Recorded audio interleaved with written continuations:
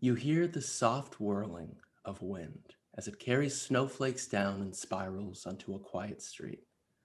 The blanket of snow muffling the world into a mostly silent night.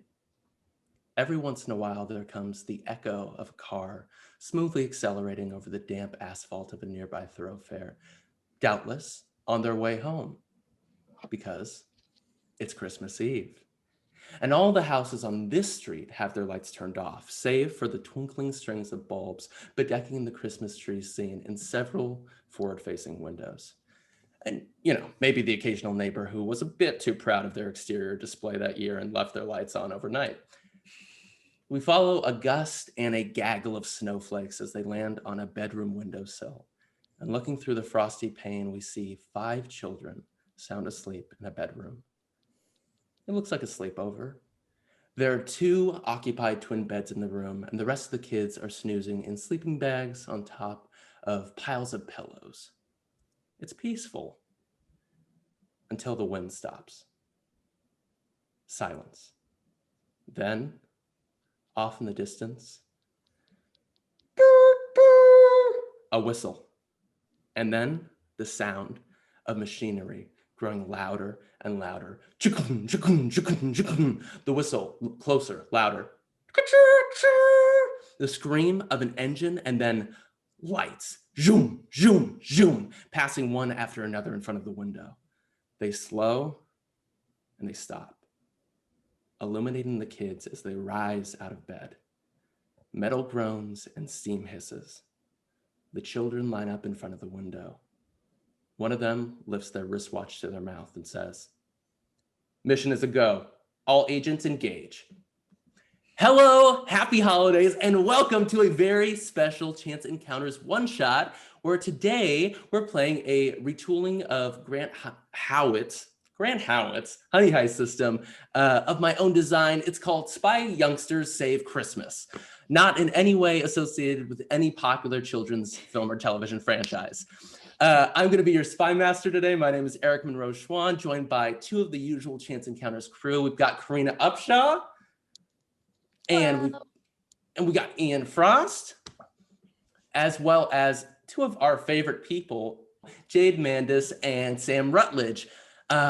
Just really quick, can you both tell us briefly about yourselves and what you do, starting with Jaide? Putting you on the spot immediately. She does that. Hi, I am a high school teacher and also a comic creator. You can find my stuff at _Jaide on Instagram. Woo! Sam, take it away. Hi, I'm Sam. I'm a director. I do some sketch comedy as well, and I love tabletop games. What can I say? Hell yes.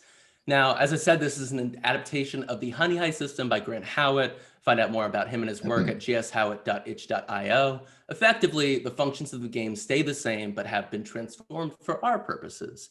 Instead of our 2 stats being bear or criminal, they are now spy or youngster, and we will determine on the fly which role is required for a check. Our players start with 3 points in each category, and to pass a check, they must roll that number or lower on a d6. When they pass a check and their plan goes according to plan, they go full espionage and move a point from youngster into spy. When their plan fails on a bad roll, they throw a temper tantrum and have to move a point from spy into youngster. Players can voluntarily move a point from spy into youngster by eating candy, and can move a point from youngster into spy by giving a monologue to their group about a previous mission that they've been on. If they ever reach 6 in spy, the character decides they have better chances of completing the mission by themselves and goes AWOL. If they ever reach a 6 in youngster, they get super duper silly and give in to playing pretend, becoming completely unable to continue their spy work. The roles that our characters today are enacting are broadly the same, being hacker, muscle, mole, or face, and pickpocket or thief. The descriptions have now changed, and the youngster archetypes, which are replacing the bear types, consist of bully, know-it-all, class clown, all-star, popular, or hungry. The corresponding skills to these archetypes give them advantage on certain roles, which we'll address as they come up. I may post the full doc of the rules at some point. If I do so, it'll be in the description. But for now, we turn the clocks back to earlier on Christmas Eve. It's late morning, heading into afternoon, and each of you find yourselves seated in the briefing room of the headquarters of K-12 ED, or K-12 Espionage Division. This room, perhaps in a somewhat ironic nod by its designer, is built like a classroom. There are bookshelves lining the walls with books outlining covert ops and espionage tactics and theory. There are safety posters describing what to do if you ever accidentally expose yourself to a dangerous chemical. There's a chalkboard, which you know is not quite as analog as it seems. And in front of it, a large wooden teacher's desk. A black and white analog clock ticks on the wall. Usually there are only 1 or 2 desks for the pupils in this room as a part of briefing, depending on how many people are required to execute the mission at hand. Today, there are 4, a sign of how dire the upcoming crisis may be. Now, would you each go around and give a description of your character and their expertises, please? Let's start with Ian. So, Jaime Depier he's 12 years old. He's a little husky, a little tall for a 7th grader, you know. He wears a beanie not unlike mine that I'm wearing right now. It's gray and black with the little folded over part and the big like puff ball on top. But I think he might have like some goggles that are up on it, like on this part. And he has just tufts of like curly black hair that pokes out like all around, kind of framing his very round face. But the thing about him is that he is like kind of a buff child now too. Like you can see that this like husky kid who's still going through a growth spurt is like finding ways to sort of like go to the gym, but he's like working out his arms and shoulders. So he's just this like very wide like cinder block of a 12-year-old. But he has a very smiley, very round face that he tries to contort into a more serious expression. But he can't help but look like he's a funny guy. You know, I'm just imagining a child at like Gold's Gym with all these massive buff guys around him, just being like, oh. Yeah, I think he's wearing like a hoodie with the sleeves cut off, like haphazardly with scissors. Hell yes. Just like big red and white sneakers. That's such a look. Karina, will you tell us about your character now? Hi, my name is Kimberly Timberlake. I'm 13. I have long brunette hair, and it's sort of the like square bang comes to about here.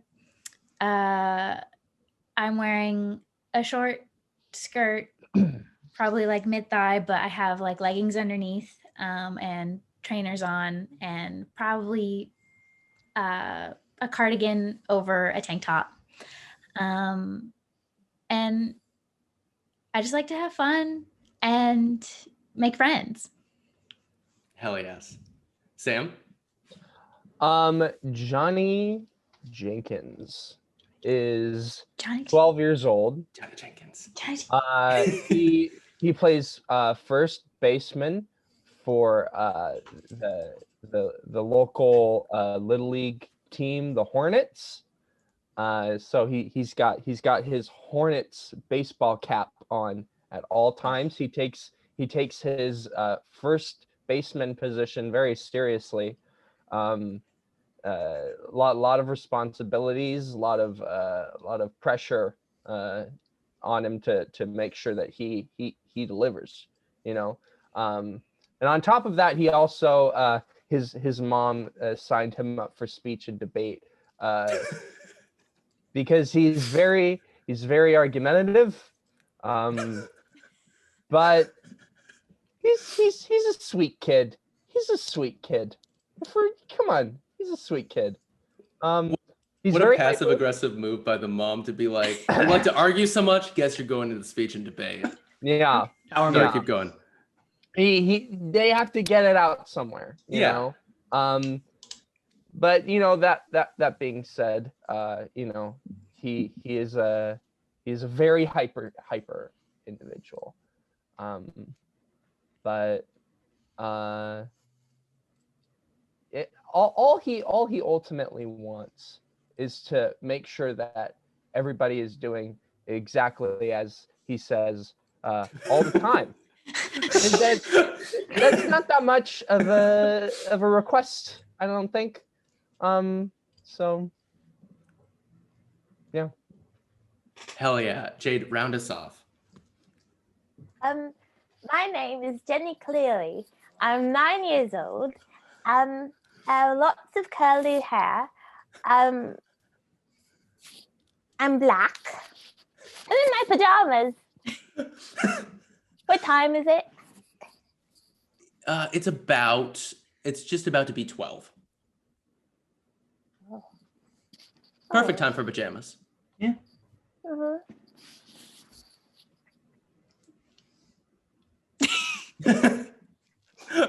Oh, Jenny. Oh no. Oh man. So as you guys are sitting around, do you guys know each other? Have any of you worked together before, do you think? It's possible. Yeah. The thing with with Jaime, or Jim as he keeps telling everyone to call him, is that he can't really help being the comic relief. He doesn't really want to be, but I think a lot of people would like know him as the funny guy around the hot chocolate water cooler. Yeah. Much to his chagrin, I think he can't really help being known in whatever organization he's in. Love that. Johnny meets plenty of people.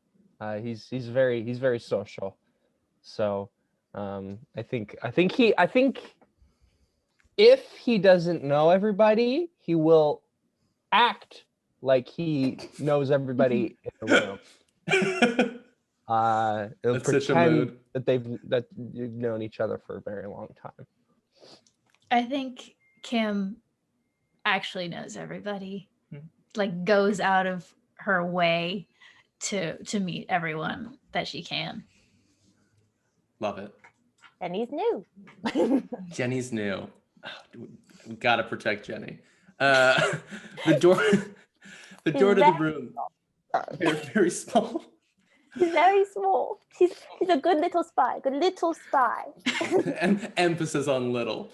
oh boy. The door to the room opens and the spy master of your organization, who you call the principal, enters. She's probably in her mid-50s with closely cropped silver hair. She wears a simple navy blue suit with a thin burgundy tie and golden buttons. There's a name tag with a picture of her on it, and it just carries her title attached. It's attached to her breast pocket. You've never seen her without her black briefcase, which she now sets down on the teacher's desk. Agents, I would like to first offer my sincere thanks for reporting at such short notice. I'm sure each of you had to pry yourselves away from holiday family engagements, but rest assured, our need for you at this moment is critical. She turns to the chalkboard and begins to press buttons as if there's a keyboard there, and sure enough, the chalkboard lights up in those places in response. How many of you believe in Santa Claus? Without turning around to check, she continues, well, he's real. But he's not exactly what he seems at face value. Now she turns back to you, and as she does, a holographic image appears on the chalkboard or out of the chalkboard of Santa and Mrs. Claus, with elves standing in front of the North Pole. It looks like they're standing at a train station, waving at a camera. The same holographic image appears in front of each of you as well, out of that little divot in children's desks where like pencils can go sometimes. She continues, multiverse theory is true, and Santa is an interdimensional being. Now, just go with me here. The multiverse can manifest as many things, including dreams or Mandela-like effects, or instances where beings will have memories from another reality. But as our yearly calendar cycles progress, the boundaries between realities begin to crumble and leak into one another. Thus, there are safeguards in place which keep us all grounded in our own reality. As she continues to talk, these holographic images appear before you. Someone meeting themselves from another reality, and both of them looking like they might be going crazy. A copy of the Bernstein Bears next to the Bernstein Bears, and costume individuals next to real monsters. So Now, what how- you're saying is we don't want to make a ho-ho hole in the fabric of time and space. In as many words, yes, Agent Depaye, that is exactly what I'm saying. Now, Halloween acts as one such instance of this, coming at a pivotal time near the ending of the cycle where dream energy, as we call it, is allowed to burst through for a single evening in order to lessen the overall quantity that is building up. But Santa does the majority of the heavy lifting, in this case, on every Christmas Eve. Now, images of Santa delivering presents. There's something of a contract of wishes between Santa and the general public. Because of Santa's visit and delivery of presents, people have their wishes and dreams fulfilled by degrees, and thus are more firmly planted in their reality. This results in the cracks between dimensions being firmed up by New Year's, which is where the phrase New Year's resolution comes from, as it happens. Santa does his job so well every year that it results in our consciousness's dubious acknowledgement of his existence. But we all know what it's like to work a thankless job, which brings us to our mission today. Any questions so far? Yes. Time is it? It is noon. Oh. All right. Would you like me to get you a digital watch? That's something we can definitely outfit you with. I can't tell time. Okay. One of our best agents. Glad you're on the team. A picture of an elf appears on your screen, and he's got this like crazed look in his eye. Last year, an elf named Fickle began presenting ideas of not delivering presents and letting the boundaries between universes collapse into themselves. They said that it would be the ultimate dream come true, with everything possible happening at once. Many laughed him off, but the situation became more serious when it was discovered that he was trying to poison Santa Claus. For this, he was excommunicated and sent to work sorting teeth in the Tooth Fairy's castle. Yes, she's real too. However, in recent weeks, he has escaped. And before leaving, underling fairies who supervised him reported hearing him talk of a train and a sleigh. Every year, there is a train which invites children from all across the globe to travel to the North Pole and meet Santa. We believe Fickle has somehow acquired passage on this train by disguising themselves as a child and intends to sabotage Santa's sleigh. As you may have guessed, we have secured you seats on this same train. Your mission, if you choose to accept it, is to infiltrate the train, apprehend Fickle the elf, and stop whatever plan they have put in place to destroy the sleigh. You must do this without revealing your true identities as spies to your fellow children on the train. This would deteriorate the accumulation and release of magic, which this ritual is a part of accomplishing. You may try to enlist the help of elves, but they'll likely be occupied with their various duties, and I'm unsure of how many of them are aware of our current situation. Apprehend the elf and hand him over to the pole authorities, complete your mission, and ensure the sleigh's safety, then return home on the train. Any final questions? No. Well, as you must know, I can't let you leave here without giving you some gadgets. First, Johnny Jenkins, since you will be the face of this operation, and she opens her briefcase and she says this, and she takes out this, what are those things from Star Trek that kind of looks like a vocoder? It looks like a vocoder. It's this— a tricorder? A tricorder, sure. But I think a vocoder is like a real audio recording thing. It looks like that. This is a vocal recording device that allows you to mimic a person's voice if you have recorded it. She passes that on to you. So I can imitate anybody's voice just with this? Yes, it's a magical device. Honestly, I have very little understanding of how it works, but if you record a person's voice, it will then be transmuted through your own vocal cords, and you can erase the recording to revert to your normal voice. Any questions on that? I know it's a very specific piece of technology. That's Agent Jenkins. Agent Timberlake, and she pulls out like a circular device that has a button and dials on it. This is a jammer that will allow you to jam magical devices powered by dreams briefly. It will allow you about a minute of time to interact with the device as you see fit. Yes. How do I know what's magic or not? At the point where you step on the train, you can assume that everything from that point forward will be magic. Well, That's fair. barring bad CGI. Yes, very meta, Agent Depaye. Agent Depaye, I've gotten you. I know that you've been in the K-12 gym working out very frequently, but to bolster your strength, here are some gummy vitamins that make you extra strong for a short amount of time. That sounds ethically dubious, but they come in gummy form, so It's just a 1 to 2 minute effect. It will fade. magic. Finally, You say. magic. He tucks them in. Before you move on, though, he does go, Mr. Principal. I hate to, Miss Principal. Miss Principal. I'm sorry, but the whole pie joke is not. We're past that now. All right. If we're gonna be Agent DePA, we're gonna be Agent DePA, but we're not gonna do the pie thing. Agent, please excuse me. That was my own. That was fully my bad.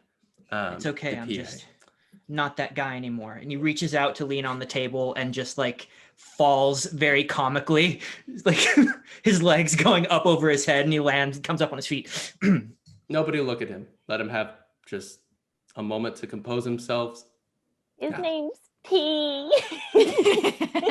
No, Agent Cleary, we can't do that with our fellow agents. Finally, Agent Cleary, I know that you are quite skilled with sleight of hand. This scanner, and it just looks kind of like a phone almost, will allow you to detect whether a being's physiology within the immediate radius of you is human or magical. This will be key in locating the elf, but be sure to try your best to not let anyone else see it. All right.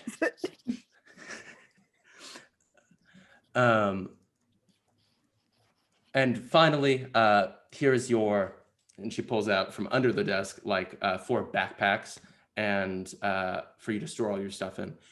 In these backpacks, you will find costumes like the elves wear. So if you ever need to go into disguise, that is also an option for you. You will have to apply the ears because elven-shaped ears are different, or try to hide them under the cap. Agents, we put our full faith and trust in you, and I wish you the best on this mission. Truly, all realities hang in the balance. So now we fast forward to the same evening.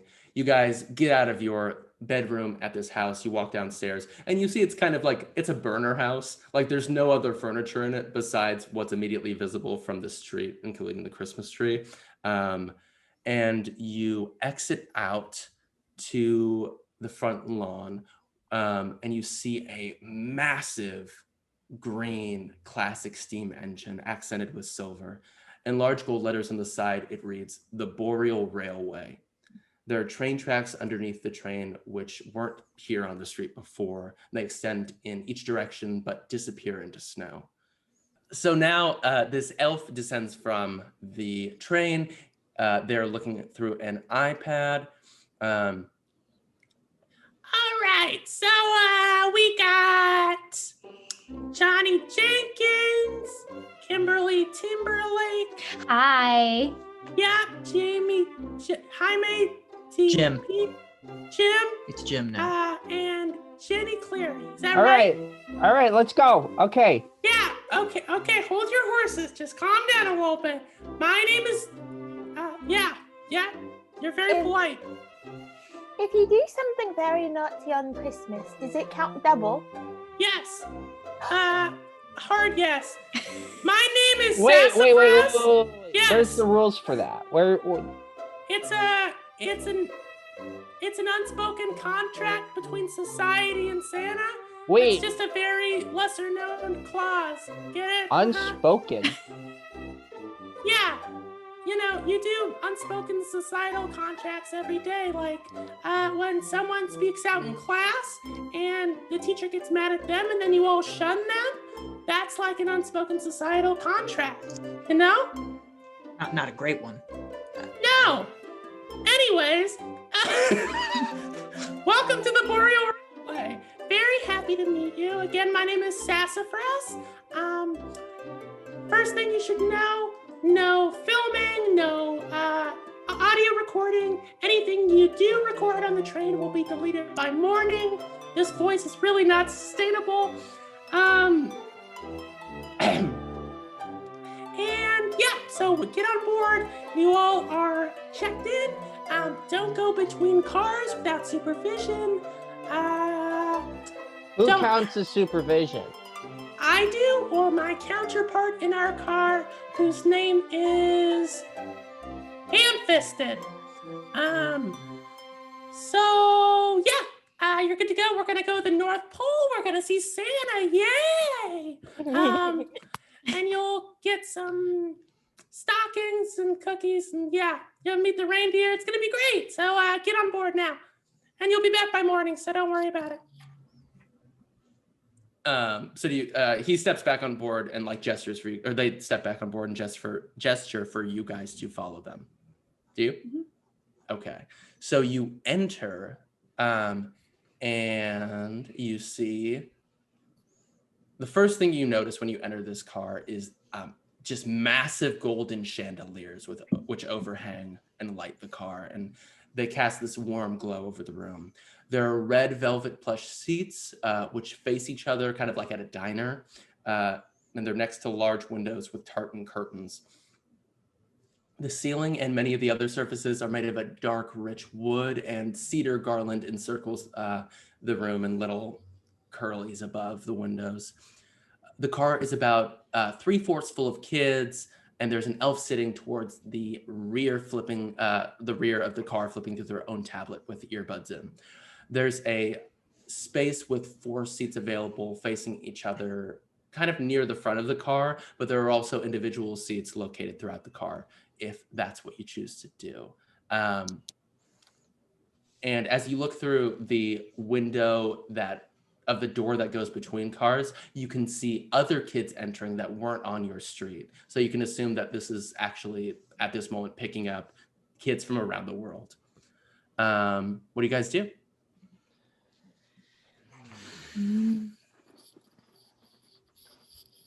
All right, gang. Huddle in. Okay?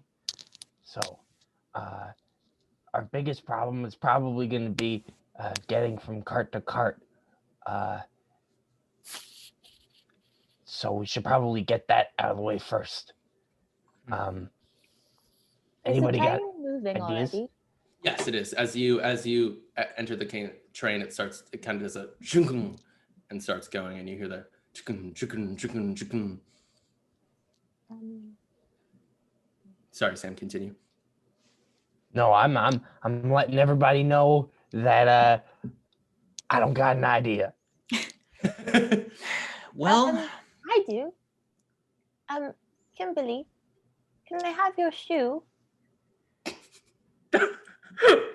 Kim will just slowly take the shoe off and undo the laces and hand it over by the laces.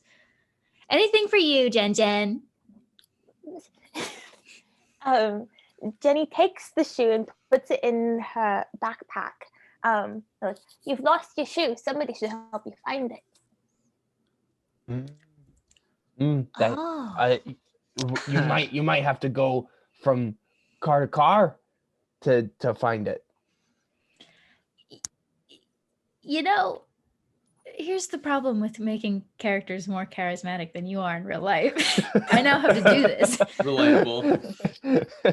I think this mission's getting off on the right foot. Ooh. Oh That's man. that's just a pun with so many layers. Should we look at this car now and then enact that plan later, or should we just enact that plan right away? We have I don't know, some sort of communication devices to stay in contact. I'm gonna say you have like actually why don't you guys tell me what the communication devices look like for you guys? Why not? AirPods. You could just have AirPods. Yeah, hell yeah. You see a lot of kids whip their like phones out. They have AirPods in. It's very inconspicuous. Yeah, and you hear over the intercom. We have one more stop to pick up another round of kids, and then we are off to the North Pole and Snowy Street Station. Yeah. And you see a bunch of kids go, "Woo!" And some kids are just disinterested, still on their phones. So like, should I do this alone, or does anyone want to come with me? I take off a shoe. And I put it into the bag. Everyone lost their We shoes. all lost our shoes. Well, I don't know. Who's the tallest? That would be me. Yeah. Can you help me up to the luggage? I think I can manage. Just sort of. All right, ready? Very Andre the Giant kind of a move happens. Very sneakily, Jenny Cleary wants to sort of crawl along where the luggage is and just sort of be checking each row to see if they're magic. Why don't you do a spy check for me and tell me what you get?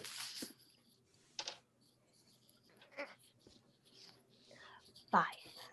Oh, you don't see anything, you're not seeing anything yet. You see the other two elves that are in the car, but it just kind of looks like kids. Nothing yet. Jaide, what was your Actually- role? Your spy role? Thief. Thief. Okay. Pickpocket. So I think you will actually move a point from spy into kid, so you'll now be 4 kid, 2 spy. Sorry, not kid, youngster. We're not affiliated with any brand. 4 youngster, 2 spy. Yeah. I kind of feel like we should send our smallest and cutest member to go with you. Really get that sympathy vote going. Yeah. And then I guess me and Johnny can hang back and just sort of take a look around while you guys are, We can Here in the way. we can get to know everybody on this car. And The get real familiar. the train is starting to slow down, and as it does, the elf. It looks like they take turns getting off the train and doing the spiel. The other elf, hand-fisted, sees Jenny in the luggage rack and goes, "Hey, you gotta get down from there. That's a big no-no. Oh Look. no, but it's such a far fall. I need help. Yeah, we get it. You're very cute. Can we get one of the taller kids over here to Yep. help her down? Yep. Cool. Thanks. Why don't you do a check for this? And since you are, Sure. you can roll with advantage because 'Cause I'm strong. you're strong as hell. Wait, is this spy or kid? This is kid. Doesn't You're matter. lifting I up another got kid. 2 4s. Oh no. You you reach up and try to grab Jenny, and then you just slip on something on the ground that some kid has left there, like a sock has fallen Candy out. wrapper. Whoa. Yep. And a candy wrapper is perfect. And Jenny lands safely in a seat, but Luggage rains down upon my person. luggage rains down upon your person. My hat gets a little bit like slightly crooked. There's a lot of like noises. Like, these kids didn't even bring a lot of luggage, but Jaime just gets doused with backpacks that come from nowhere. I break into a sprint, and it's not a lot of space, but I get there quick, and I start moving stuff off of them. You're Okay. good. You're good. You're good. Yeah, I'm cool. good. It's Come on. cool. I'm cool. I kind of help them up. Awesome. Nothing funny about that. Jenny. Switch shoes. Give me my shoe back. Take off your shoe. Then we can say that you were looking for your shoe. As you guys are switching shoes once more, you see one last kid gets on the train. They're wearing a white pajama top and bottom with a red robe, and they just go sit in a corner seat in the back of the car where no one else is sitting, and just start looking out the window. They look pretty excited. Did this kid get on alone? Yeah. Is that weird? I mean, when you were looking through the it's not a porthole because this isn't a boat, but when you're looking through the portholes from car to car, you saw like one or two kids getting on alone. That was an oxymoron. You saw on one side one kid getting on alone. So I'm gonna take Jenny by the hand if she lets me, and we'll go up to, is it Sassafras who's now on car duty, and go up to them and be like, hi, so I don't know if you saw the whole debacle that just happened, but basically someone stole Jenny's shoe. And we can't find it on this car. So I was wondering if we could go to the next car and look for it. Someone do a charisma check with advantage because that's your thing. It's a kid check. No, it's a spy check. It's a spy check. Spy check. Oh no. No. Oh, so you move 1 point from spy into kid, and is there any way I could help with? I can like assist that check. Why not? We're the masters of our own universe. Roll one more time. Okay. Yay. Okay. So I'm gonna redact that. Redacted. Perfect. Sassafras goes, hey, Ham-fisted, did you let kids go between cars? Ham-fisted is still checking in the kid that just walked onto the train. It's like, what? Did you let a kid go between cars? We're not supposed to do that. I was just checking this kid in. I don't know. All right. We're gonna let you go between cars, I guess. So which way do you think that kid went? Where did they go? Are This there kid that cars stole your shoe. on the either side? Yeah. Probably should go towards the front. No? Yes. I think they went that way because I was looking that way the whole time and I didn't see anything. So probably that way. All right. Well, okay. How are we supposed to do this again? Okay, just grab onto my hands. And okay, great. Let's go.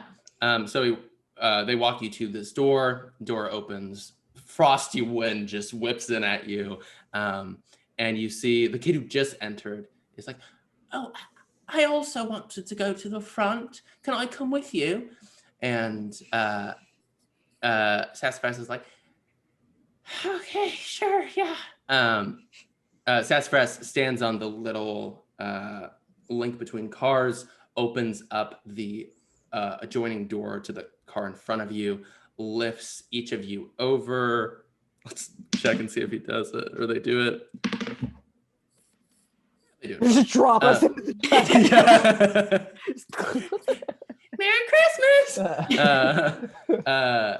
And lifts you over.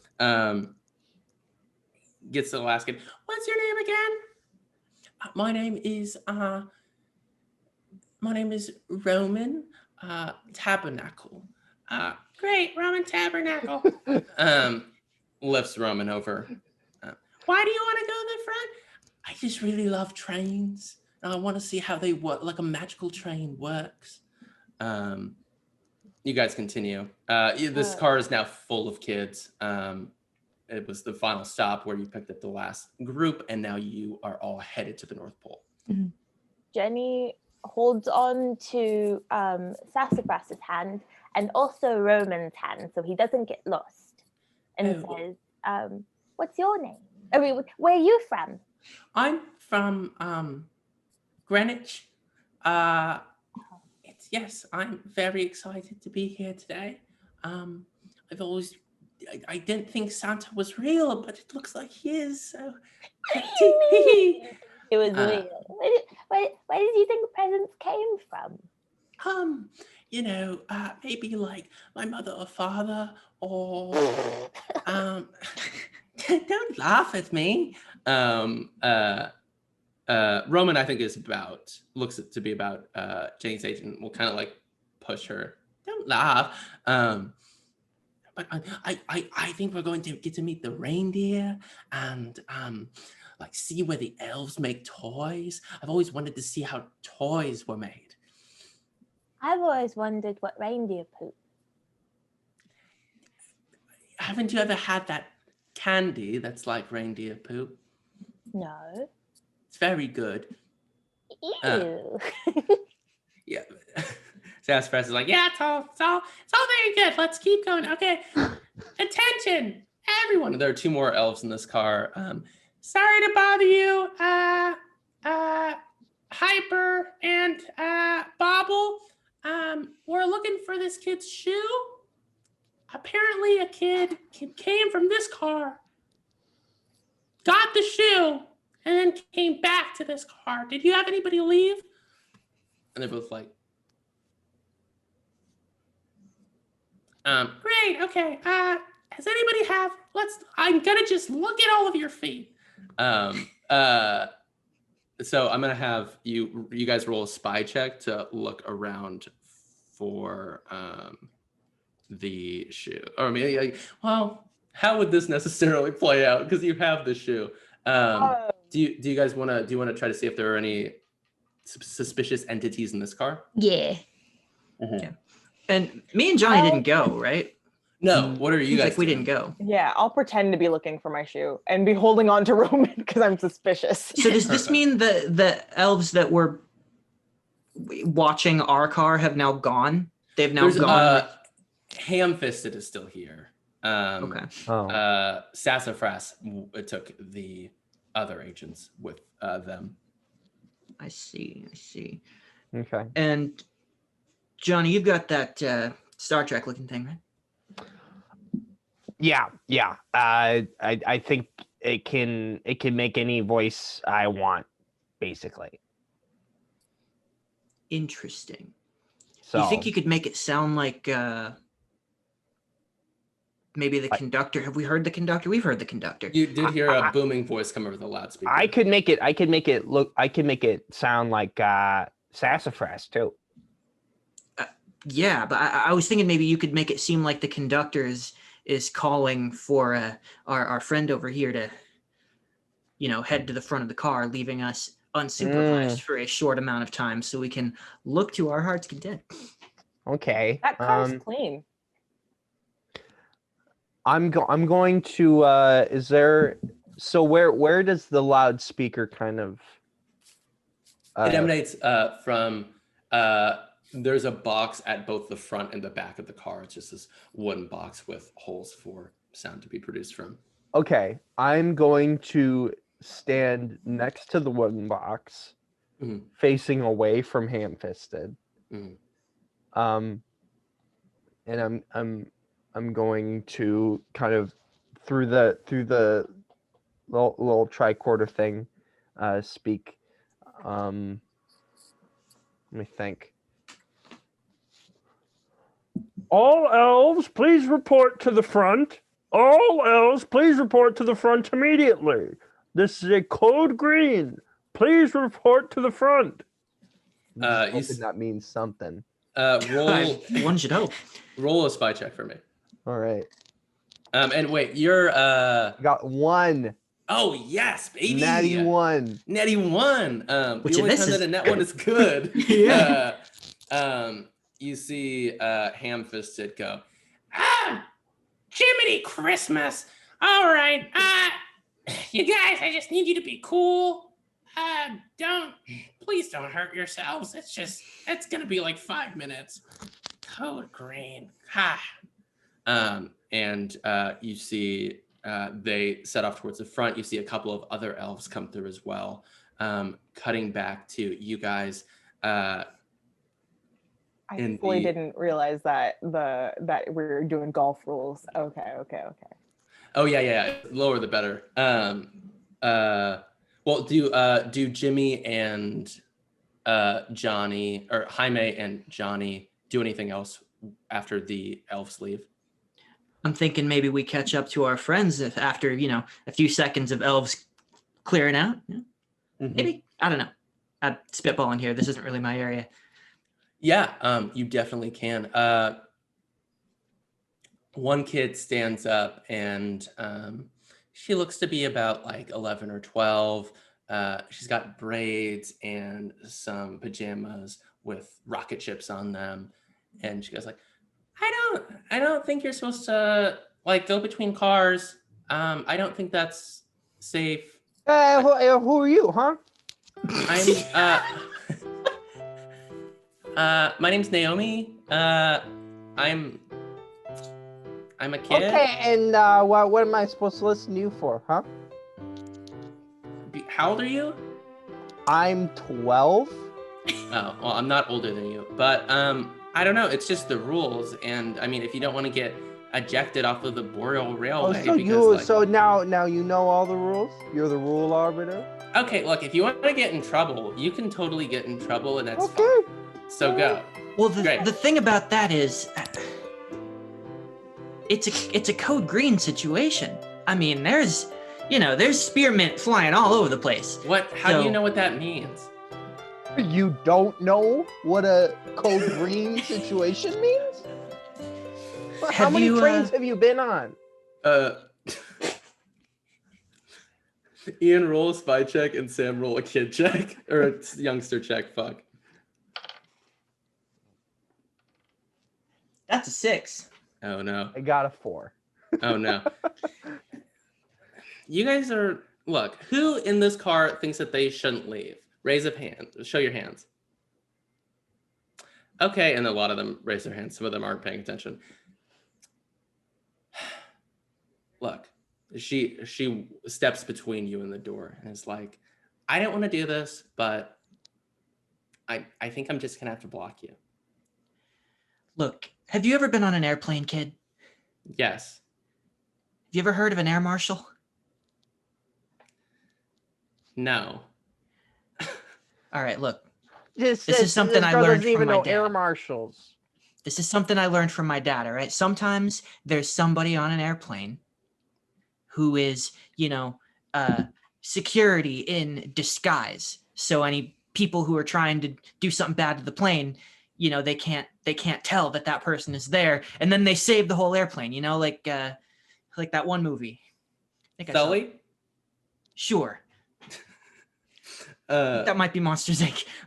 But oh no, this the hat's point really not is- gonna sound. do you really think that there aren't kids in disguise here who are trying to help? The elves can't do this on their own. Somebody has to look out for our interests. Code Green, we're in danger. Do you want little magic dudes from another world controlling your destiny? I don't think so. Whoa, that was a jump. Okay, look, just go, I guess. That was pretty convincing. So I guess I'm just gonna sit down, and if you want to get in trouble, you can totally get in trouble. But that is your prerogative. I think it is. And then both of you move a point into the opposite direction of what Yeah. you failed in. That's fine, because I'll just balance back out. And you can eat some candy or do something to, or give a monologue to move the point back and forth. So you failing guys, that roll put me back at 3 and 3. So oh, tight. Okay, I'm great. content. So you guys you step over the connector thing onto the other car. We join back with Jenny and fuck me. I am losing the names. There's too many names. So we're all in the same car now. Yeah. Before you guys Yeah. enter, Sassafras is like, oh my, she willikers. Okay. I don't get. Are you about to say a swear? No, I don't know any swears. What are elf swears? Humbug. That's pretty We good. join. So, okay, you guys look for your shoe. Stay here. Don't go between cars. Some elves are filing by as they give you this information. You guys haven't joined with the boys yet. Just stay here. Look for the shoe. And Roman goes, "Can I come with you? I'd love to see the front." Yeah, look. Okay, just stay here. There's something going on at the train, and once we figure that out, I'll take you to the front. It'll be great. Okay? Great. Bye. They all head to the front. It's you, Roman. It's Jenny, Roman, Kimberly, and then Jaime and Johnny come. Wait, and so join you Sassafras guys. is gone already? All the elves are gone to the front. Oh, And Roman's going with them. Oh well, if you want to say something to Sassafras, you can stop them. Oh, do you think I could come and then make a sort of announcement about my shoe? Look, okay. There's something like going on with the train. Like I said to Roman, you can't come with us. I need you to stay here for now. I'll make the announcement about your shoe, and then we'll go from there, okay? Let the thief know my foot is very cold. Yeah. Bet I will. All the elves head off. Roman's kind of like, well, I don't know what to do now. I guess I'll just go. And he moves to the front of the car and sits in an empty seat that's near the next exit. How does my magical jammer work exactly? It kind of comes up with a holographic screen when you press the button, and it just says jam, and you can assume that maybe the train will just stop. Oh shit! It just stops whatever is active in that moment. Would that can I infer that would also stop any magical disguises?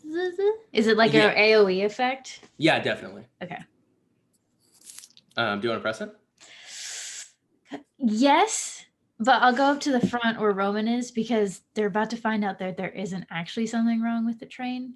Mhm. So I will make it so there is. Yeah, limited Nice. window. A boop. The train goes, halts to a stop. The lights flicker and then go off. Kids start kind of like, like screaming a little bit. And not the fun kind of screams when the teacher turns off the light and one kid goes, and it's annoying. It's like, oh, I'm kind of scared. But then some ambient emergency green and red lights come on.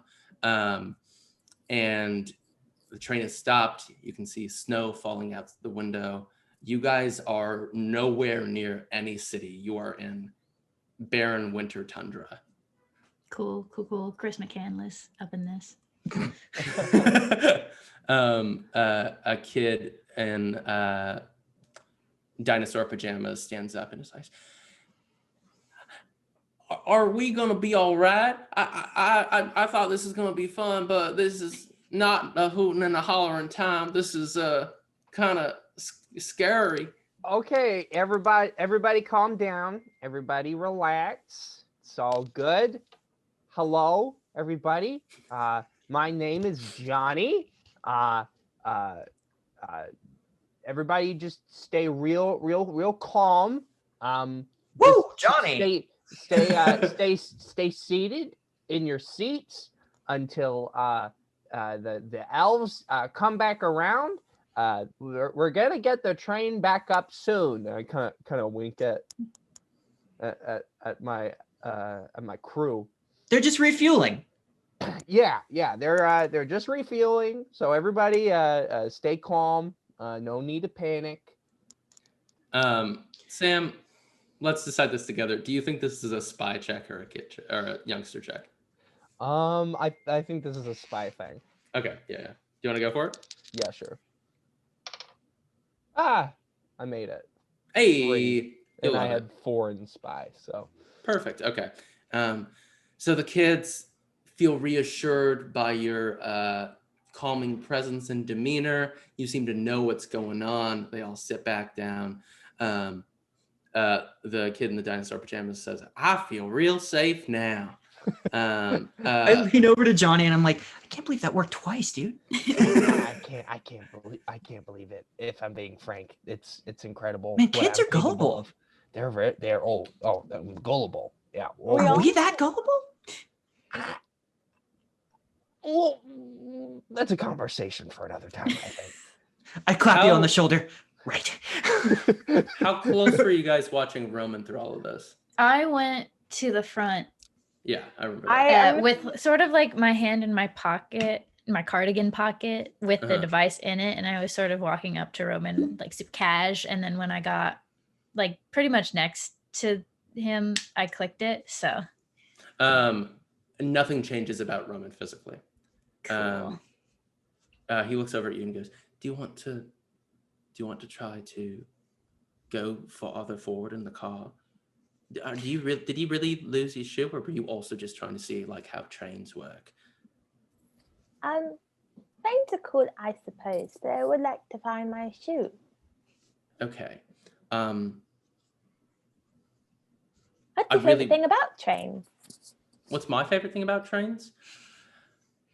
I just love riding them. Just love getting on them, going from one destination to another, not really having to put in a lot of effort. Love coal, love, the shoveling of the coal into the engine. Can we hear this? You do. You're standing pretty close to them. Okay. He's not looking at us, right? He's looking. He's not. He's talking to them. to Jenny. Yeah. I'm gonna look over at Johnny and just be like, I think this kid's a Christmas narc. Are you feeling that? Hey, Roman. Yes. What's your name? Direct approach. Cool. I'm Johnny.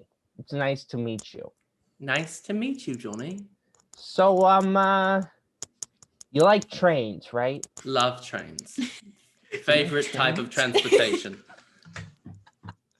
How many trains have you been on? So many trains. Thomas the Train. You've been on Thomas the Train? Yes, it was Celebrity. a kind of like a theme park. Casey Jr. He starts picking at his clothing. Any regular The real little ones? the little engine that could. That's a book. Your book, Johnny. Oh wait, no, not Johnny. What does Johnny say to that? He's just kind of taken aback. That but that's kind of rude. Well, here's the thing. If you've been on so many trains, why would you need to learn about them? Because every train is different. It's like a snowflake. Every train has its own peculiarities, and Not that much, though. at this Right. moment, the lights start flickering back on, and it looks like the train is starting to move. Roman No goes, closing, no "Okay, closing. well, if you, Quick. While this conversation is happening, I'm going to body block between Roman and Jenny and get down and start retying Jenny's other shoe. Mhm. And I'll be like, "Oh, your shoe's untied. Wait, let me get that for you. We don't want you to use the other one." And then we'll mouth to Jenny, like, "Use your device on Roman." Yeah. I think I'll sort of like I had intended when the lights went out to do Mhm. something then, but like you can say that happens as the lights are kind of flickering back on. Okay, yeah, I will do that. Do I need to roll for that? Yeah, roll with advantage because it's What your does it thing. mean It's when your you roll with advantage? You roll with 2, take the lower. Okay. You're a thief, but you're doing this secretly to try to hide that you're using a toy, a gadget.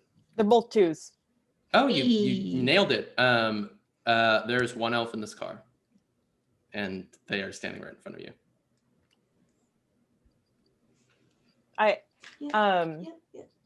I'm going to keep holding his hand and be like, Roman, it's okay.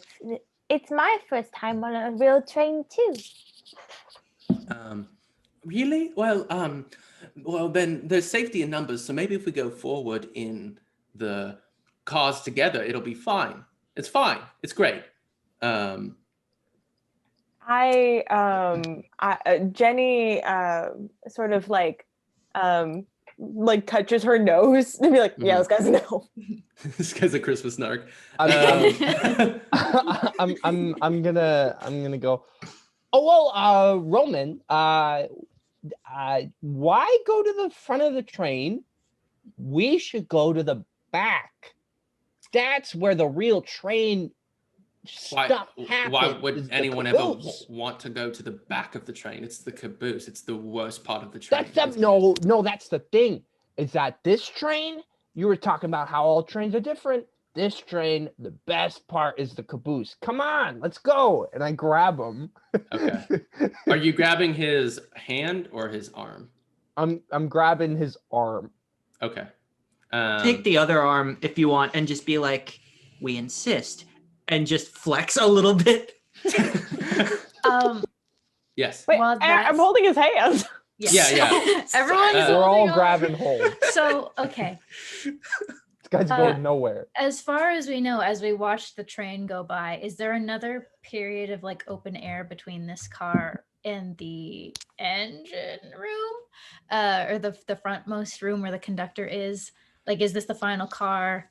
I think there's one more car in front of you, but I don't think it's filled with kids. I think it's kind of like an observation deck. No, the observation deck would be in the back, probably in the caboose. It might be like a kitchen, actually. Okay. I think there's Coco in the next car. Can I say that if we text something, it can be read text to speech in our AirPods? Yes. Okay, so I'm gonna text everyone really quickly and say I'm gonna alert the elves. Roman is kind of struggling against you, the guys that are holding his hand, and he takes his hand out of Jenny's and puts it in his pocket. And he does something in his pocket. Hate that. So are we going to go to the caboose or what? Let's go. Yeah. Great. So we make our way to the I'm gonna elves start. stay very pointedly, like right next to this guy. The elves start coming back in. Sassafras is like, "What the hell? Okay, let's. Why are you guys all? Hey, I didn't say that. Don't look. Okay. Look, Yeah, I you don't- did, but you did though, and we heard it. We're gonna tell Santa Claus. Roman, sassafras to the swag.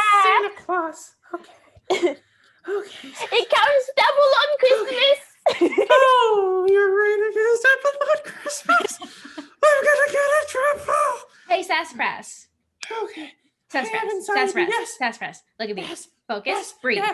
Okay, so we found the shoe. She hasn't put it on yet because we've been doing other stuff. We've been talking.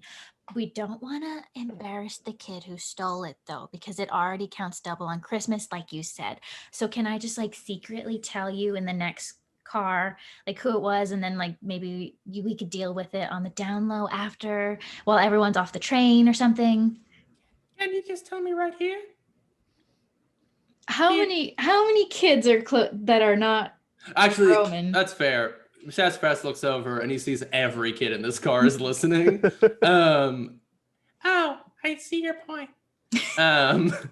And he leads you over into the kitchen car where you see some elves busy at work preparing hot cocoa and apple cider to distribute to the kids. Okay. I'll just come out with it. How many of you guys know of an elf named Fickle? Everyone in the room goes, Okay. we're not supposed to talk. You see a elf go, we're not supposed to talk about Fickle. Well, here's the thing. We kind of have to talk about them because they're on this train and they're disguised as the kid named Roman. And How do you know this? don't worry about it. We're like super cool. Me and my whole group are super cool. Okay. Essentially spy people, and we're on this mission to like. Oh, you're one of those spy youngsters. Yeah. Gosh. And Okay. so we have him now, but the problem is that we don't want to cause a panic, and currently we're moving towards the caboose. So if we could get some help, that would be great. Yeah. What's protocol on this, guys? And an elf that looks like they're more in charge comes up. They actually have a name tag, and their name tag says Binky. Binky's like, all right, nothing like this has ever happened before, so we're gonna Inky's voice is Yeah. deep. Baritone elf. all us Down elves a are whole different. octave. We're gonna bring your whole group in here. We're gonna get you guys some hot chocolate. We're gonna sit you down. We're gonna figure this out. He gestures to, let's say, ham-fisted Sade with the rest of the group to bring you guys over. And he starts to do so. Roman tries to full book it to the. Oh, I was gonna try to be like, Roman, I think we should sneak into the next car. I think there's Coco in the one forward. You mean where all those elves are? I mean, the whole thing's elves, isn't it? Okay. Yeah, I there's no reason why I wouldn't want to go to that car. Great, let's go. I kind of want to get. Wait, is his hand still in his pocket? Yeah. I kind of want to like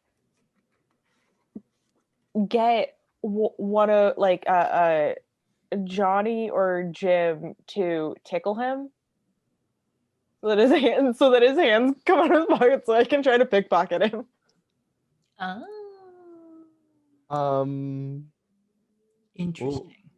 How would I? Or should I tickle him and disguise it as? That probably makes more sense. That's more of a pickpocketing. I think it makes more sense if a 9-year-old does it, whereas we're both very like, hey, we're the tough kids. Tough kids. I'm gonna tickle you. Poke you like a Pillsbury Doughboy. Roll a kid check for me.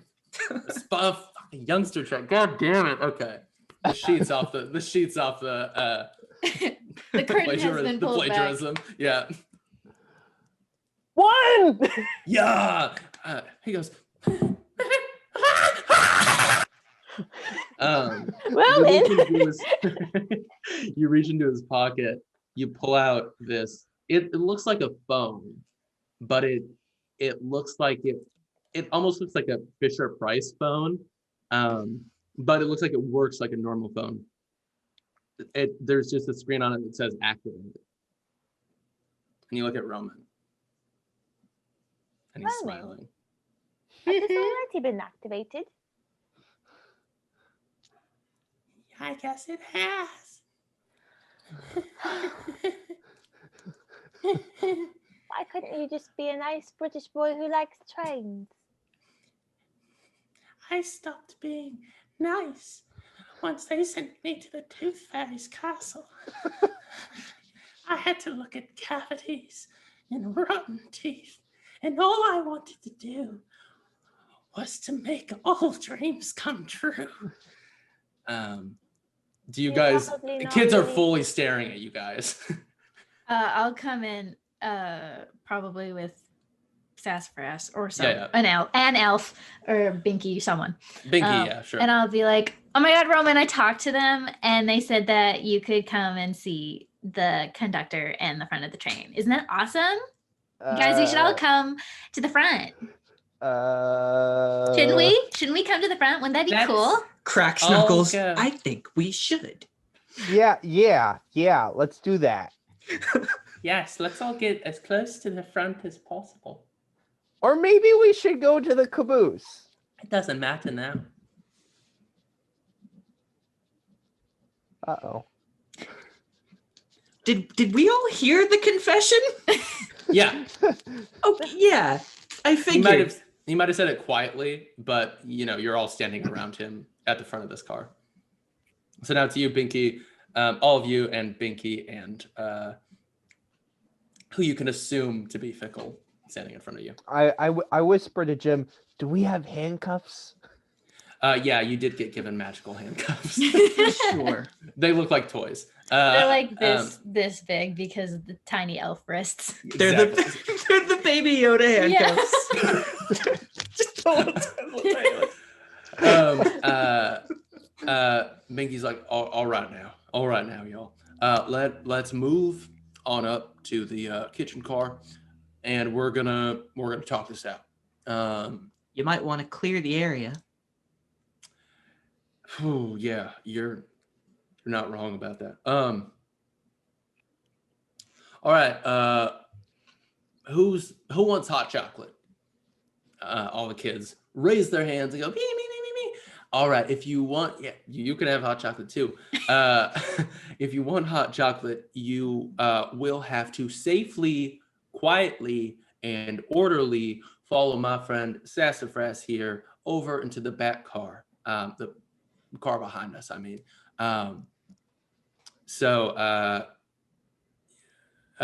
Do you guys want to? Binky says, "Let's head up to the kitchen. We'll go to the engine or something." He leads you guys over into the kitchen car. In the back of the kitchen car, and by back I mean towards the front of the train. There's just a little table where elves can go on their break and like have a snack or something. It's surprisingly a metal table. The whimsy has died down in the kitchen a little bit, and it's just a normal working kitchen. He sits Fickle down. He goes, well, never thought I'd lay eyes on you again. Quite right. Well, you did such a good job of sending me away. Yeah. I should have known you'd come back. Well, okay. What are you here for? This. I hold up the phone thing. Like Binky takes it. What is this? Wouldn't you like to know?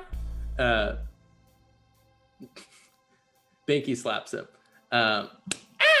Binky did a hit. You're gonna tell me right now.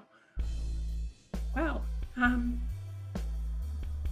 it's a little present that Santa will get once he's off and away in his sleigh. Binky goes, dear God. Okay. What? You see, and Fickle just goes into full evil monologue mode. You see, when I left the North Pole, I made a little back door into your wireless system, and I inputted a little bug of my own into Santa's sleigh. So once he takes off, there's gonna be sparks, and all dreams will come true. So, like, here's my question. All of these kids are here to see Santa, which means it's not like Santa's just gonna, like, up and leave before we get there. So we have time to fix it. So, like, how is your plan good? I'm a one-man team. I did this myself, and it would have gotten away with it too if it weren't for you stupid spy youngsters. Oh, that's good. I thought he was going to go in a different direction, but he went. I mean, fess up. You already fessed up. Binky goes, okay. Binky starts removing pieces of makeup that Fickle is wearing. He takes off these ears. You see pointed ears. He takes, I didn't mention this before, but all the elves have like it's multi-chromial eyes. Binky takes out the contact and Fickle goes, ow! And you see his multi-chromial eyes. There's just slowly bits of makeup get stripped away and you goes, okay. This is what we're gonna do. All us elves need to pretend as if nothing's happening. We need this all to, we can help you in minor ways, but we need to continue as if this is just a fun adventure when now it is obviously a serious reality imperiling debacle. Okay, what's gonna happen is you are going to continue on with our tour, as it were, but once we get to the North Pole, I will allow you guys to slip off. I will let the head elf there know. You guys will slip off. You will need to go to the Santa's sleigh and figure out what is wrong. There will be elves there to help you. I will somehow let them know. Everyone's going to be really busy and no one's going to be checking their devices. Okay. Now sit tight. Thank you for your work already. We are going to get through this and no one's going to die. Great. No one's going to, do we have to specify that? No one's going to die. We absolutely have to specify that. As we've been having this discussion, the hot chocolate has been distributed throughout the cars. You hear from the conductor, T-minus 5 minutes until we land, or not land, excuse me, this is a train, until we arrive at Snowy Street Station. I look at Fickle and I go, Choo-choo. it's like you just bit off more than you can chew. And then I take a sip and spill it all over myself. I get out a napkin and I help you get the stain out. Okay, here's so you've had your hot cocoa. Go back with the kids. It needs to look as if you're still a part of this tour for now. Okay, that's what we'll do. We'll do Operation Snowball Fight. You'll see. It'll be fun. It'll be fun, and no one will die. And it'll be great. I want to talk to Fickle. You want to talk to Fickle? You keep mentioning people not dying, and I know that it's you trying to make us relaxed, but I think it's actually having the opposite effect. Do elves die? Not frequently. Are you sort of like immortal until you're not situation, kind of exactly. like with the elves in very famous fantasy movie series? Exactly. As it's kind of like you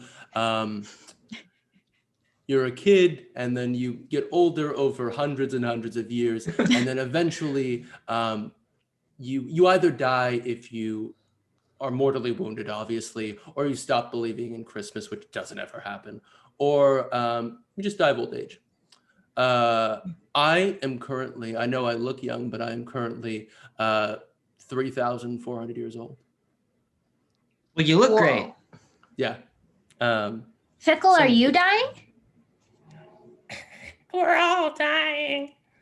Okay, but like, you know what I mean? Because like wanting to blow up Santa is not very Christmas-like. It's not very in the spirit. You know what's not Christmas-like? No, it's not Christmas-like. Is to keep people tied up in the boxes and keep them from letting all possibility, all wishes, all dreams come together in one glorious, cacophonous reality. It sounds like you've got some stuff to work through. You got a whole like evil toad thing going on, which is great for you, but we're just gonna move on. You can't move on once you know the truth. And what would the truth be, huh?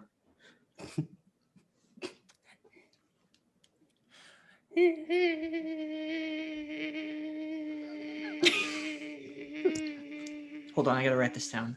I don't think that Is um, that no one ever gets what they want. Ever.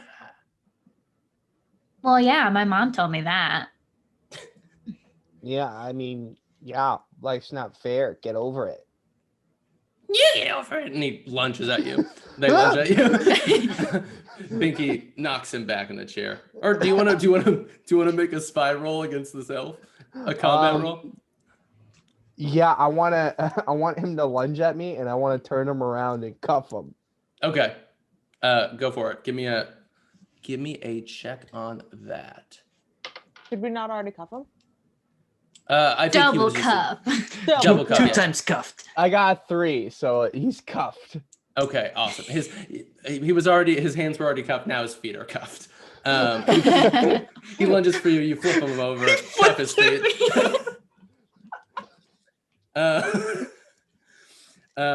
Just suplex this fucking elf.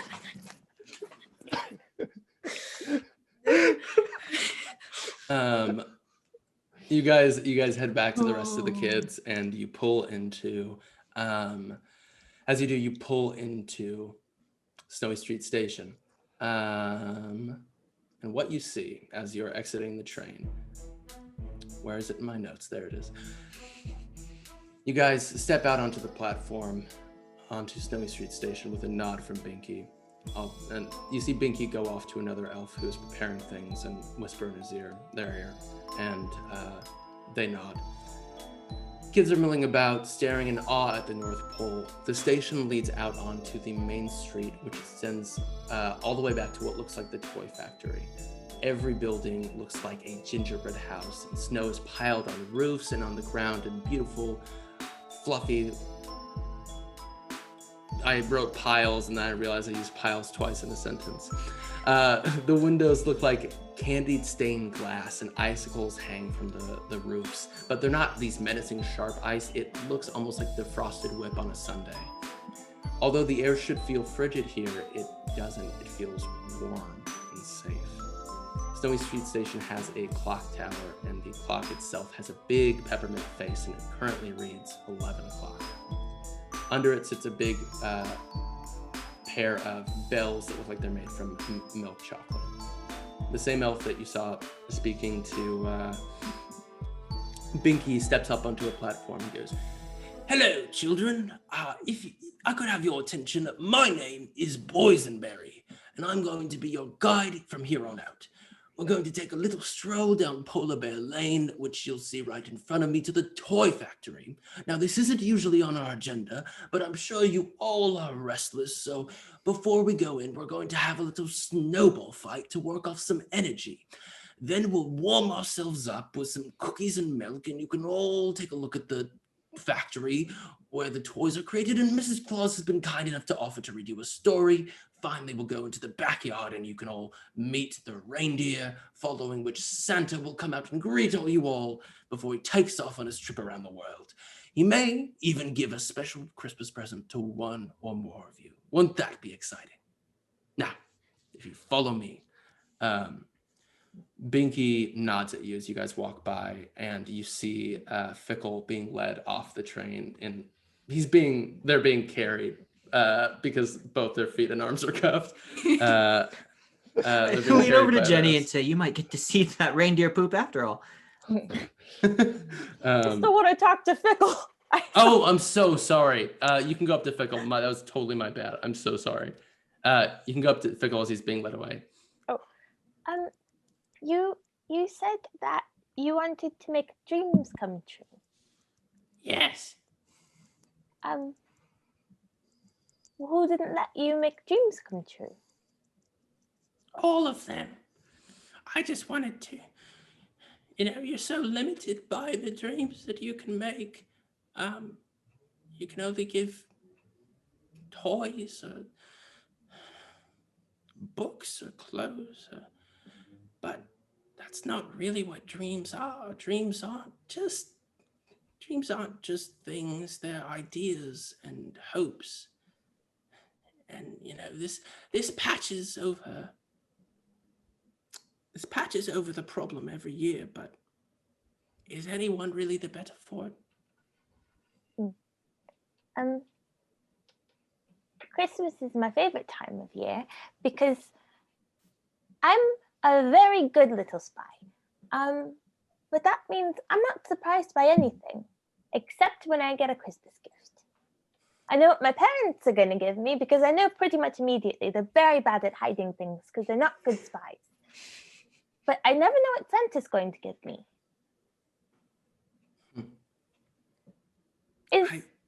I just sort of wanted to know, is Christmas still going to happen this year? I guess you'll be the judge of that.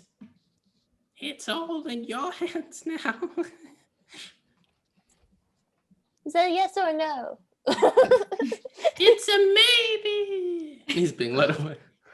You have anything else you want to say to him? Is it a bomb? What did you do? It's going to magically override all the systems, and all the wishes will make the sleigh explode. So I won't get the present? Unless you stop it. Oh, that's my dream. Then you better run quick. I'm so sorry, Jade. That was fully my bad. So Jenny is like slowly sprinting. Like, we gotta save Christmas. You catch up to the group that's basically made its way all the way down to the toy factory. You see a bunch of elves who have probably just gotten off work for the year. They've all been filled in, and they have snowballs ready. There's piles of snowballs. They say, all right, now we're going to play for about 10 minutes, and then we'll go inside, we'll get you warm, and we'll have a fun little story, and then you'll meet the reindeer. Boysenberry gestures to the four of you. And as the kids start playing, he says, go through the toy factory, out to the other side, and you'll see the stables where the sleigh is, and the elves there have been notified of what you're here to do. Get on the sleigh. There'll be an elf there to help you navigate the UI, and we'll figure this out together. Okay? Team break. So you go through the toy factory, and it looks like it's candy steampunk. That's the only way to describe it. There's disembodied hands wrapping presents still and throwing them onto into the big bag that's sitting in the center of the room. It's already most of the way full. There's ribbons, paper. And this is great and all. I like being here, but I would prefer if we weren't working even more. We can't even take this all in. We're going to miss a story from Mrs. Claus. That's amazing. But we have to do this because someone decided that Christmas is canceled. What? Now, as you guys exit the toy factory. You're greeted by this young elf who has goggles on, which honestly kind of match Jaime's. And they're like, hey, my name's Carol. I'm the head engineer here, and I work with Santa's sleigh and, all that. It's crazy. So you guys are going to save every reality, apparently, right now. We've got the sleigh over here for you. Now, I'm not too sure what kind of virus or whatever this elf has put in here, but the sleigh is powered by dream magic. And I from what I understand, from our communiques, the dream magic is set to overload once Santa takes off instead of being slowly distributed like a valve or, however it happens when the presents are distributed. So come here. This is the only thing that I am seeing when we bring up the UI. This is the only thing I see anymore. And you see on this display, it says input reality. And I can't quite piece together what that might mean, except for one thing. So, Santa binds reality back together. He brings New Year's resolve and keeps us all separated, but keeps the reality separated. But what I think you guys need to do now, if you're willing, there's a little microphone right here, is input into the sleigh a memory that you have of your family, a real memory on Christmas. It doesn't have to be with family, it could be with friends, it could be with anyone who's important to you. Something that's meaningful, something that shows how magical real life is. Do you think you could try to do that? I'm plumb out of ideas. Sugar plum out of ideas. It's very, very good. That gave me a good giggle. So Would does anyone it like have to to take be like the spirit of Christmas memory, or does it have to be like something a bit more attached to when reality's sort of normal? I think Christmas memories would be ideal to show the reality of how magical Christmas really is. But I think that any memory that shares the spirit of love and hope and wishing for or knowing that the future can be brighter, not just wishing. Something that makes you happy. I've got one. I think. Go I mean, for it. I don't know how good it is. But take a shot. The mic is yours, as it were. Is this thing on? Check. 1, 2. Sorry. Habit. I guess that's it, isn't it? From as soon as I learned how to talk, really, my family always just noticed how funny I was. And, I kind of ran with it, sort of shaped my personality. We didn't have a lot growing up, so, bringing a smile. My mom's face was always good, but, it got old after a while. It was just something we did, something I did to feel better, to just kind of go with the flow. But then all my friends, everybody at school, and then every other school I've been to, it's not who I wanted to be anymore, I guess. And I thought I only just figured that out, kind of recently, I guess. But there was somebody who believed that I could be more than that sooner, saw that I wanted something else. And, I remember when I was 6, my Tio, he used to take me in the back room and let me dress him up as different superheroes. Remember, I did his hair up like Wolverine one time, put pencils in between his knuckles. And, he used to chase me around, and he was an old guy and he was not in in the best shape of his life, but wherever he is, I hope that he hears. But he knew I wanted to be a superhero. I guess that's kind of funny. You see on the display where there wasn't like a circle before, this circle appears and it kind of goes boop, boop, boop, boop, boop, and a fourth of it is filled in by this glowing yellow light. I think this is working, Carol says. Oh man, I think this is working. Okay.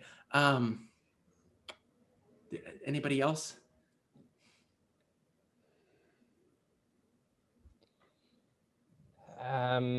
I think I got one. Please go ahead. All right. Well, I mean, I guess it's it's not much, but I just know that for me, I feel like a big part of Christmas is the tree, right? I guess in a way it's kind of always meant a little bit more to me. Just, my dad, he travels a lot for work, and it's hard to see him sometimes, and since I don't really got mom anymore, I'm mostly just at home with grandma. But one Christmas tradition for us at the Jenkins household is sometimes when I come home from school, it's about Christmas time, I'll know that my dad's home if I can smell a new Christmas tree, because whenever he would come home for Christmas, he'd make sure to bring a fresh tree with him. So I don't know, the smell of that pine, it just really makes me feel like the whole family's home. At least it's just what it reminds me of. I don't know. I hope that was good. I kind of hit the button. The button goes up to another fourth of a notch and is now at half. Carol goes, yes. Oh my gosh. Okay. And they're fully crying. Okay. Last two. You guys got anything? Well, my relationship with my mom isn't so great. It's not bad. It's just not what it could be, because she has a very rigid idea of what I should be like. And I've always been kind of girly, but when I would try to experiment with more tomboyish style, whatever that means, get graphic tees instead of blouses, or she would shut me down. And a couple years ago, we got in a big fight, and immediately after, I got on a bus and I went to summer camp. And through some sort of error, I was put into the wrong class, and I took a class on coding, and I got really into it. And it's sort of like my big secret that no one knows about, that I really just like coding and hacking and stuff like that, computer stuff. Not really girly girl stuff, but I really love it. And last year I told her about it, and she wasn't really on board. But then for that Christmas, she surprised me, and she bought me all of these components so I could start building my first PC. And she said she wanted to build it with me, and so it was just a really nice gesture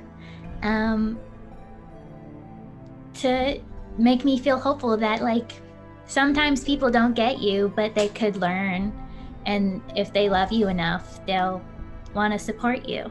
So now we're working on our relationship as, like, I get older and I'm becoming more of my own person, and it just makes me really hopeful for the future for us, because before she would really make me feel bad, and now I can see that she's trying, and I press the button.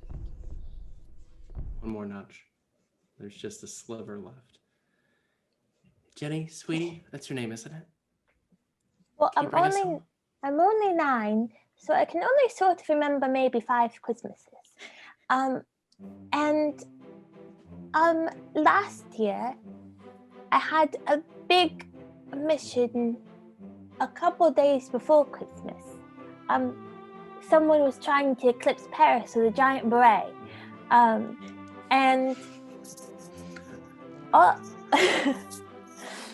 and I finally got home, and I was so sleepy. And I'd had a plan that I'd been planning all year, where I was going to find Santa, or see Santa. And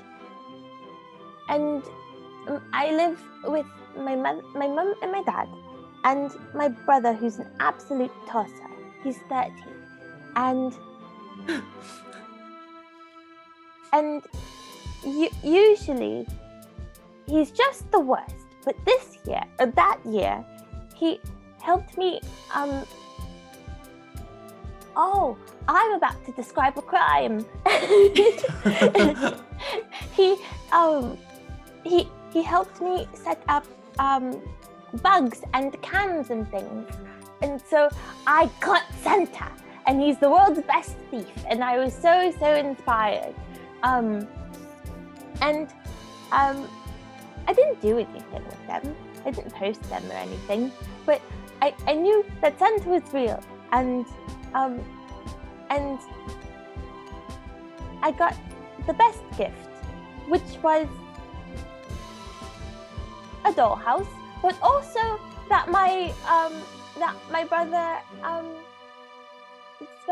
helped me with Christmas and spy stuff, which is more of a me thing than a him thing. And then pushes the button. The button thinks about it being a crime and is like, and it goes all the way up. Goes entirely green, and Carol goes, ho, ho, ho, ho, ho. Wow, you guys are really good at your job. You fully saved everything, and no one will ever know how indebted they should be to you, but just know that we at the North Pole know. And you'll, I think it's safe to say, always be on the nice list from here to forever. Now, she looks up, or they. Is that a confirmation? Yeah, it's the confirmation. You are solid gold for the rest of your life. You will never not be on the nice list. Oh, I'm so sorry. I'm emotional. And they look over at the back entrance / exit to the toy factory, and Mrs. Claus is also standing there, and she's crying. And Carol goes, "Why don't you head back over there, join up with the other kids, and just enjoy. Get to be youngsters, because you are young still. So just thank you. You head back over, and Mrs. Claus wraps each of you in a big warm hug and kisses your cheek. And she gives you a cookie and is like, I made these myself. As we're walking away, like from Carol to Mrs. Claus, I'll just be like, and you really should take a look at the system, maybe put up some more firewalls, maybe update the passwords, like all like a bunch of, Oh, actually, would you like to be a consultant? Sure. Yeah, yes. Here's my card. Carol Cauliflower. I know it's a strange name. I mean, my got name is teased a lot. Kimberly Timberlake, so Wow, I feel like that's an it's excellent name. apt for where we're at. Is there something funny about that? It just rolls off the tongue in like very like Christmassy name way, So you guys, Carol hands you a card. I'll be in touch. If I can't get a hold of you directly, I'll reach out through the agency, the K-12, where you work. Thank you guys. Thank you. We gotta scramble to get everything together. So go enjoy. I start stuffing Mrs. Claus's cookies into my coat pockets. She reaches into her back pocket and gives you a full Ziploc bag of more cookies. Can I get any of you anything else? You deserve the world and more. Cookies and milk simply isn't enough. I think you're underestimating how much I appreciate cookies and milk. I don't think you're really getting how valuable cookies and milk is to me. Yeah, we don't get paid.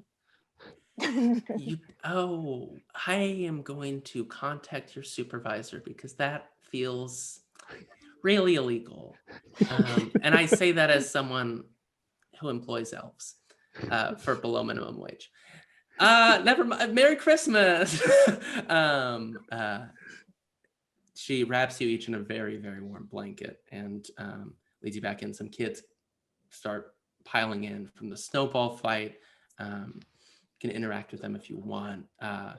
But after Mrs. Claus kind of walks them all around the toy factory, you sit down, she tells you a nice story. And then all the kids and you guys for the second time are led out to the backyard where you get to meet the reindeer finally, and they're there. What does that poop look like? It's golden. It's just shiny gold. But it still smells like poop. Absolutely, 1000%. And Evil Toad said that dreams weren't going to come true today. And each of you gets a special lick and a nuzzle from the reindeer. They seem to even know what you've done. And finally, after all is said and done, Santa comes out, waves at all of you and says, "Ahem. Thank you all for taking the journey to visit the North Pole. We work tirelessly every year to make this one night magical, and every year it's worth it, but you being here is a part of the magic. But the holidays really aren't about presents or stockings or food, although none of those things hurt. Ho, ho, ho. The holidays are about love. Being with those that you love in person, on the phone, through letters, or over that newfangled internet. It's about spreading love to those who may not feel that they have it, and in one of the darkest seasons, bringing everyone out of the darkness and into the light of a new year filled with love. So tomorrow, when you're with your family, be thankful for the reality of the love you have, and think hard about how you can share it with others. And if your family doesn't fill you with holiday spirit, know that you can choose your family and who you love. A little quote for you. Thousands of candles can be lighted from a single candle, and the life of that candle will not be shortened. Happiness never decreases by being shared. Think about how you can be a candle for others. Spread your light around the world. Be thankful and look forward to a brighter future. I hope you have a very Merry Christmas, but before I go, I would like to give a few presents out. He points at the four of you. Come up here very briefly. So Santa takes a knee, and he pulls out from the very top of his bag, which is just being loaded into the back of the sleigh, 4 small boxes. And he gives one to each of you. And when you open them, you see inside an ornament. And it's a candle, and the flame on top, it looks like it's made of like a golden tinsel, but it really looks like it's a fire going. And at the bottom of it just says hero. And he says, I'm sure my wife and my elves have already told you this, but there's nothing that can be said or done to express the blessing that you've given the world today. You've made the wish of a new tomorrow come true. And I think that's more precious than any present or any magic that I can do. So, thank you. And I hope that you maybe come back here someday. You all seem like nice kids. And you deserve the real North Pole treatment. He says this in kind of a lower voice so the other kids can't hear. And they're all like, wow, they're getting presents, wow. We'll try to break into your house next time. Oh, you can try. He gets in his sleigh.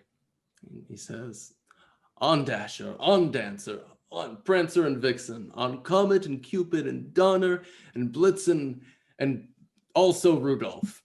And there's kind of a,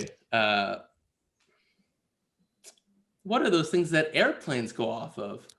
A runway? A runway. Thank you, Sam. There's a runway set up for Santa, and there are some elves with batons kind of like lighting the way, like air traffic controllers. And Nice list forever, Santa. what was that? Nice list forever. Nice list forever. My mouth is filled with cookies and thank you, Santa. I just go, looks like this Christmas goose is cooked. And then I trip and face plant into the snow and sink like all the way into it. But you just hear this muffled, muffled.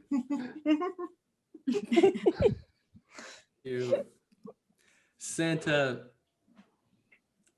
flies away. Says, Merry Christmas to all, and to all a good night. And his sleigh doesn't explode, thankfully. He's good to go. That's what it's all about. What a cruel trick it would be if we're all congratulating ourselves and he flies off and he... No, you missed something. The kids are all chattering and jabbering about what a crazy experience this was. Boysenberry Carol and Binky come up to you and all just say, we truly can't thank you enough. Everyone's already said this, but you are the Christmas saviors forever. Is there anything we can do for you before we get back on the train? Or do you just want to go home? You deserve a rest. Meat pie, meat pie, meat pie, meat pie. Meat pie? Yeah, That's but good. like with actual meat, not fruit. You an England thing? got it. And an orange. They A Christmas orange. you each get Chocolate orange. bags of meat pies, and actually no, you get stockings filled with oranges and meat pies. They're separated. The meat pies are in bags, so they're definitely getting crushed, but they're not contaminating each other or the oranges. So My you guys eyes are instantly started watering. That's really all I want. you guys are laden with gifts. All the other kids get stockings as well, but they're not as fancy as yours. They're not as They don't- cool. They don't have meat pies. They're not full of meat. The stockings were filled with meat and oranges. The one word that nothing rhymes with. And at, Orange. as you guys trudge back through the snow to Snowy Street Station, get on the train, and choo-choo off into the night. Choo-choo is a verb now, I've decided. Do you guys want to say anything to one another before we wrap up? Where do we all live? Are we like close enough to be friends in real life and not just like online? Well, I'm sure we could finagle some sort of elven teleportation device. There's gotta be a way. I live in Tiddlywinks on the Glen. I have no idea where that is. Would you guys come to my baseball games? Sure. Yeah, Why not? Yeah, I've got a baseball game coming up. cool. So you're all invited. I think I can fit it into my schedule. Yeah. Can you believe it? Nice list forever. I'm good. It's pretty exciting because my teacher's going to teach me when I turn 10 how to put poison fruit stickers on businessmen. Oh my god, I love that for you. Great. It's dawning on me now how very normal this day is. Absolutely typical. Yep, just another day in the life of super awesome super spies. Yep, pretty much. It's pretty good to be kids. Christmas ever. So Christmas ever. as you guys talk amongst yourselves and plan for all the things you're going to do with one another and hanging out outside of work, you look outside and you can see the aurora borealis just like shifting and changing in color. And you guys, the chat slowly dies down and you fall asleep, knowing that tomorrow you will wake up in your beds on Christmas morning. And that's all she wrote. Yeah. Woo! Thank you guys. That was nice. I appreciate each and every one of you. Thank you so much for creating these great characters and going along on this wacky, possibly poorly structured adventure. To all of our audience, I hope that you have a safe and happy holidays and get to spend all the time you want with your family or chosen family. And for now, I think that'll be it for us. Happy holidays from Chance Encounters, and we will see you next year. And Merry Christmas, you filthy animals. Merry Darth Vader. No, that doesn't work as well. Bye.